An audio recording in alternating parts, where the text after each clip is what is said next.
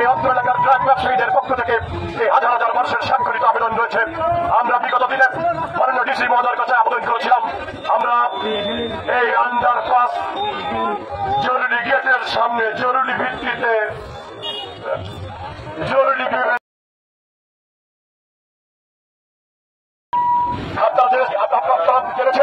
আপনারা জানেন বিগত দিন থেকে আমরা এটার দাবি করে আসছি, কিন্তু আমাদের দাবিকে তোয়াক্কা করছে না।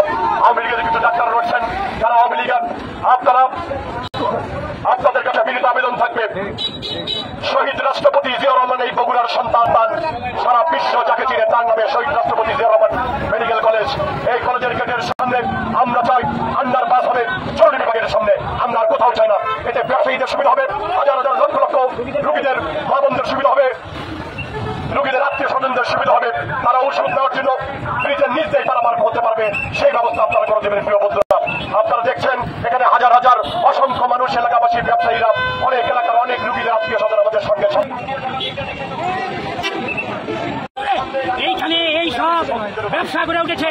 এখন আওয়ামী লীগের কিছু লোক তারা আমাদের সাথে হিংসার বশবর্তী হয়ে এইটা বন্ধ করে দিয়ে কলেজ গেটে আন্ডারপাস নিয়ে যাচ্ছে।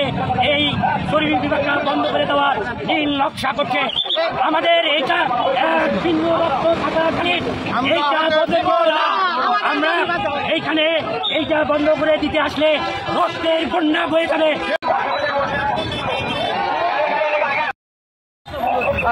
এটা এমার্জেন্সি গেট, এটাকে এত অবহেলা করলে হবে না, ঠিক আছে? এটা এক নম্বর গেট, এটাকে যেভাবে হোক এটা সিস্টেমে এনে ওরা সবাই সুবিধা পায়।